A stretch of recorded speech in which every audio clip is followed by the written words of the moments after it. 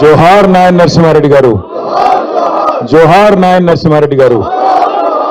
పెద్దలు, మాన్యులు, తెలంగాణ రాష్ట్రం ఏర్పడ్డ తర్వాత మొట్టమొదటి హోంశాఖ మంత్రివర్యులు, దాదాపు 22 పాటు నిర్విరామంగా ఒక పెద్దన్నలాగా కేసీఆర్ గారికి ఎప్పటికప్పుడు అండగా ఉంటూ ధైర్యాన్ని నూరిపోస్తూ ఎల్లవేళలా ఒక బలాన్ని ఇస్తూ నడిపించిన మంచి మనిషి. అంటే తాను దాదాపుగా 7-10 వయసులో పడ్డాక కూడా ఒక చిన్నపిల్లలాగా నిష్కల్మషంగా ఎన్నడు కలిసినా ఎక్కడ కలిసినా మరి చిన్నపిల్లలతో పిల్లలాగా కలిసిపోయి ఒక మంచి మనస్తత్వం ఉన్న నాయకుడు. చూడడానికి వస్తాదులాగా మరి పెద్ద కనబడ్డ మనసు మాత్రం వెన్నలాంటి మనసు కలిగిన నాయకుడు నాయని నరసింహారెడ్డి గారి 85వ జయంతి ఈరోజు తెలంగాణ భవన్లో ఇంతమంది వారి మిత్రులు, వారి అభిమానులు, వారి సహచరుల సమక్షంలో జరుపుకోవడం ఒకవైపు చాలా బాధ అనిపిస్తున్నా, మరొక వైపు వారి ఆత్మ ఎక్కడ ఉన్నా తప్పకుండా శాంతిస్తుంది అనే ఒక అభిప్రాయాన్ని వ్యక్తం చేస్తూ, ఎవరి మీదనైతే కాంగ్రెస్ ప్రభుత్వం ఆనాడు కేసులు పెట్టిందో, ఎవరినైతే ఇబ్బంది పెట్టే ప్రయత్నం చేసిందో ఉద్యమంలో, వారే హోంశాఖ మంత్రిగా మొత్తం ఉద్యమకారులందరి మీద కూడా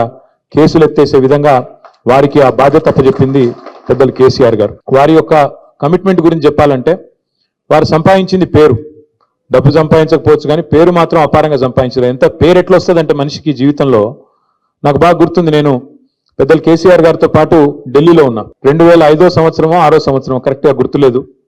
ఆ రోజు ఇక్కడ కాంగ్రెస్ పార్టీ ఇంకా తెలంగాణలో మనకు తెలంగాణ రాష్ట్రం ఇచ్చే పరిస్థితి లేదు. ఉమ్మడి ఆంధ్రప్రదేశ్లో మన వాళ్ళు ఏదైతే ప్రభుత్వంలో 6 మంత్రులు ఉన్నారో అందులో నరసింహారెడ్డి గారిని ప్రత్యేకంగా అప్పటి ముఖ్యమంత్రి రాజశేఖర రెడ్డి గారు కడప జిల్లాకి ఇన్ఛార్జ్ మంత్రి చేసుకున్నాడు. ఆయన మా జిల్లా, నా సొంత జిల్లా ముఖ్యమంత్రి జిల్లాకి మీరే ఇన్ఛార్జ్ మినిస్టర్ ఉండాలని చెప్పి ఆయన ఇన్ఛార్జ్ మినిస్టర్ గా కూడా రాజశేఖర రెడ్డి గారు నియమించుకున్నారు. అంత ప్రాధాన్యత ఇచ్చేది ఆయన కూడా. అయితే నాయన్ నరసింహారెడ్డి గారు ఆనాడు అమెరికా టూర్లో ఉన్నారు. పార్టీ ఒక నిర్ణయం తీసుకొని 6 మంత్రులు రాజీనామా చేయాలి, కేంద్ర ప్రభుత్వానికి నిరసన చెప్పాలి, యూపీఏ ప్రభుత్వానికి, కాంగ్రెస్ చేస్తున్న మోసానికి వ్యతిరేకంగా తెలంగాణ ప్రజలకు మనం మళ్ళొక్కసారి పదవులు త్యాగం చేసి ప్రజల దగ్గరికి పోవాలని నిర్ణయం తీసుకున్నప్పుడు 6 మంత్రివర్గంలో మన వాళ్ళు ఉన్నారు, టీఆర్ఎస్ వాళ్ళు.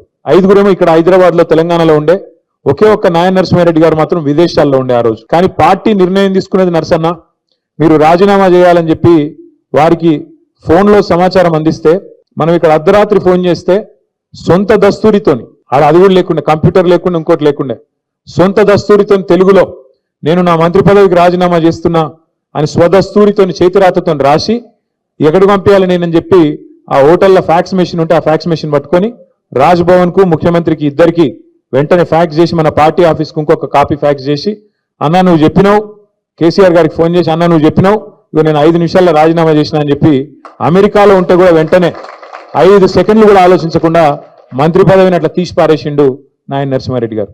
అంటే అంత గొప్ప వ్యక్తి.